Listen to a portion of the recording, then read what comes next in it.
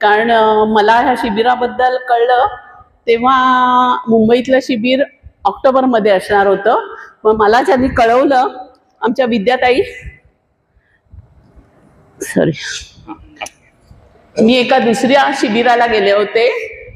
Doctor Umashankar म्हणून आहेत, त्यांच्या सन योगा या शिबिराला आळंदीला गेले होते.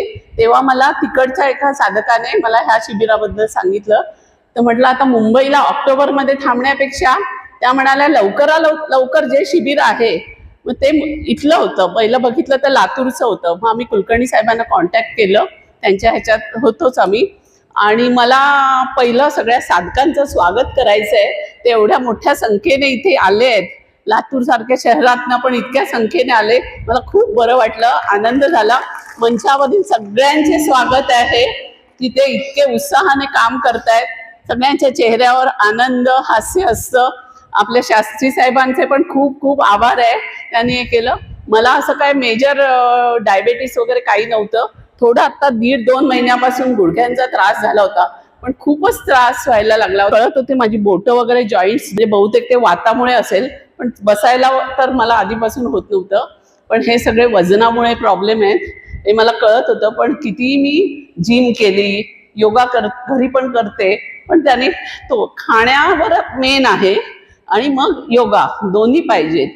मी योगा वगैरे करतच होते, पण ते काही फरक नव्हता पडत. आता मला ह्या 5 दिवसात खूप फरक पडला. जसं जसं सरांनी सांगितलं ते आता आम्ही हॉटेलवर राहतोय, पण हॉटेलवर गेल्या झोपेपर्यंत हेच चालू असतं. 40 मिनिट पट्ट्या, तेव्हा मी साधना करतो, परत बसतो. तेवढे 40 मिनिटं मिळतात ना. आणि मग मला तर पहिल्या दिवशी एनिमा पण जमत नव्हता.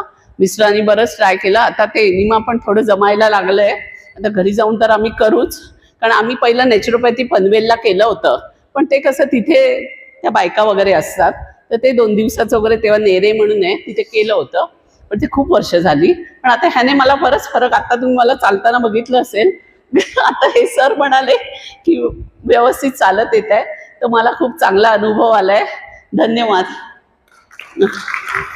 मी नेत्रा सुनील नार्वेकर, मुंबई. मी बँकेत अधिकारी होते आणि VRS घेतलं आणि तेव्हापासून आता घरीच आहे.